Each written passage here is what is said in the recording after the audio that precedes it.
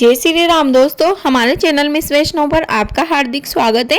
हिंदू पंचांग के अनुसार प्रत्येक हिंदू माह में 2 पखवाड़े होते हैं, एक शुक्ल पक्ष और एक कृष्ण पक्ष। दोनों ही पखवाड़ों में त्रयोदशी तिथि आती है। इस प्रकार से प्रत्येक हिंदी माह में 2 त्रयोदशी तिथि आती है और इस त्रयोदशी तिथि को ही प्रदोष कहा जाता है और इस दिन व्रत रखा जाता है। सप्ताह के 7 दिनों के अनुसार इसका नाम होता है। जैसे जिस वार को प्रदोष व्रत आता है उसे उसी वार के नाम से जाना जाता है।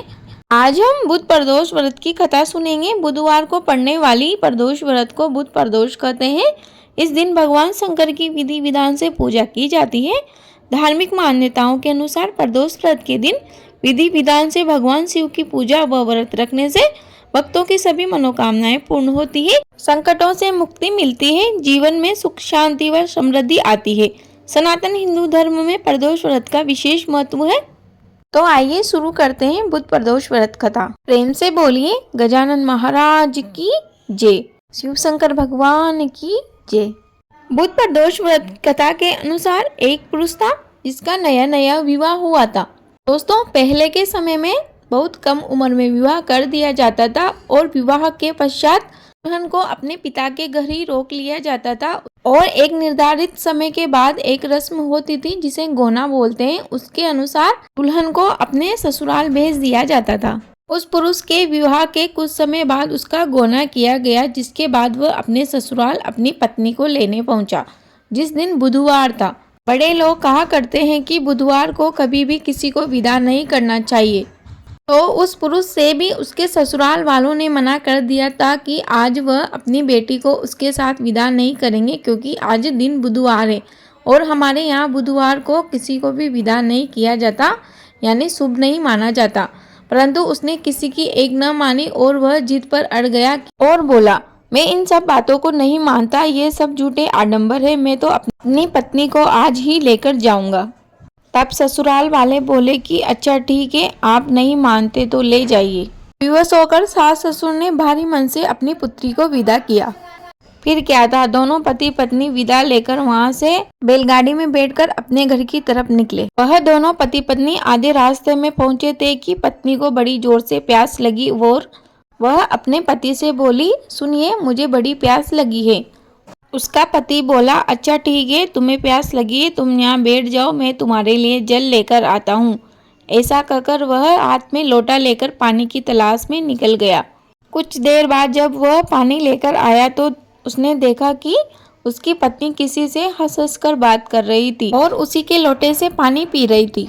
अपनी पत्नी को किसी दूसरे पुरुष से इस तरह हंस हंस कर बात करते हुए देखकर वह आग बबूला हो गया और अपनी पत्नी के पास पहुंचा। जब वह उन दोनों के पास पहुंचा तो उसके पैरों तले जमीन निकल गई, क्योंकि उसकी पत्नी जिस पुरुष से बात कर रही थी वह उसी का हमशक्ल था। दोनों देखने में एक जैसे थे। पत्नी उन दोनों को देखकर अचंभे में पड़ गई और उसे कुछ भी समझ में नहीं आया। इतने में वहां पर कुछ लोग इकट्ठे हो गए। वह दोनों पुरुष झगड़ने लगे। इतने में वहां पर राजा के सिपाही भी आ गए और हमशक्ल आदमियों को देखकर वे भी आश्चर्य में पड़ गए। इतने में वहां एकत्रित हुए लोग कहने लगे कि इस बात का फैसला अब यह स्त्री ही करेगी कि इसका पति कौन है। लेकिन उस स्त्री को स्वयं समझ में नहीं आ रहा था कि उसका पति कौन है और वह स्वयं दुविधा में थी कि मेरा पति कौन है। इतने में उस पुरुष को अपने ससुराल वालों की कही बात याद आई कि बुधवार के दिन विदा करना बहुत ही अशुभ माना जाता है और वह मन ही मन में बहुत पछताने लगा कि काश मैं उनकी बात मान लेता तो आज यह नौबत नहीं आती। अब बेचारा करे तो क्या करे। वह मन ही मन में भगवान शंकर को याद करने लगा और कहने लगा, मुझसे बड़ी भूल हुई है, मैंने सास ससुर की बात नहीं मानी और बुधवार को अपनी पत्नी को विदा करा लाया। मैं भविष्य में ऐसा कदापि नहीं करूँगा।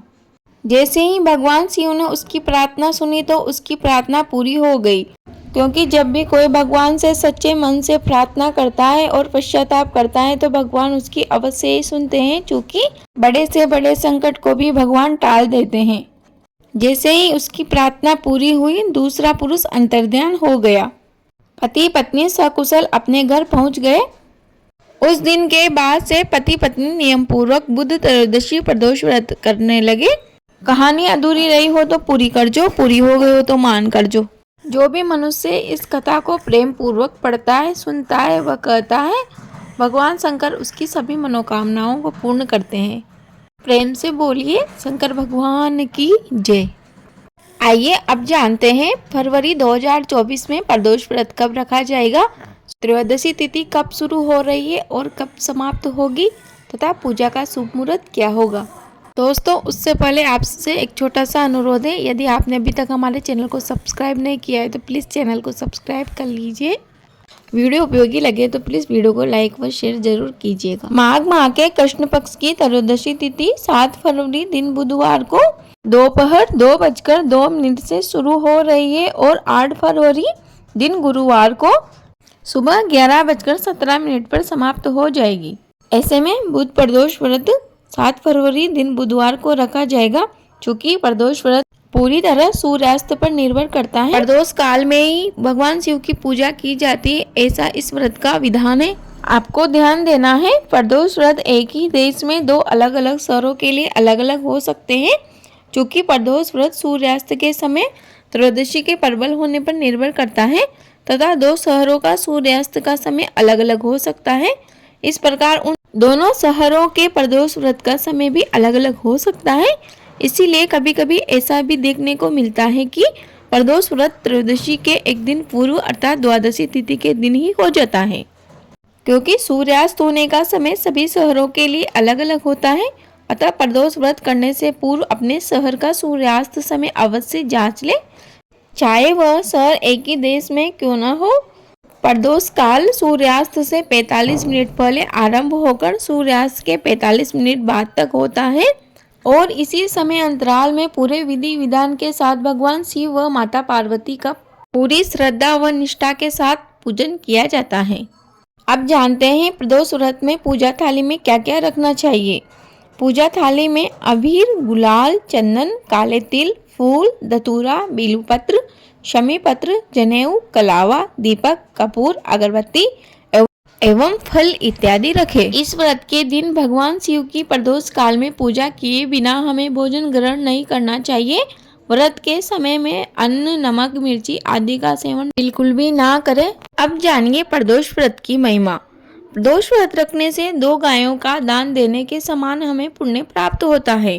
प्रदोष व्रत को लेकर एक पौराणिक तथ्य भी सामने आता है कि शास्त्रों में ऐसा लिखा हुआ है कि एक दिन जब चारों ओर अधर्म की स्थिति होगी, अन्याय और अत्याचार का एकाधिकार होगा, मनुष्यों में स्वार्थ की भावना होगी, व्यक्ति सत्कर्म करने के स्थान पर नीच कर्म करेंगे, उस समय जो व्यक्ति त्रयोदशी का व्रत रख शिव आराधना करेगा उस पर शिव की कृपा होगी।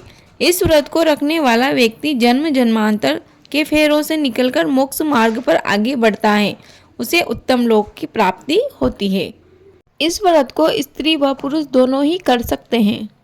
दोस्तों मुझे उम्मीद है आपको वीडियो अवश्य उपयोगी लगी होगी। इसी के साथ ही मैं अपनी वाणी को विराम देती हूँ। आपका दिन शुभ हो। धन्यवाद।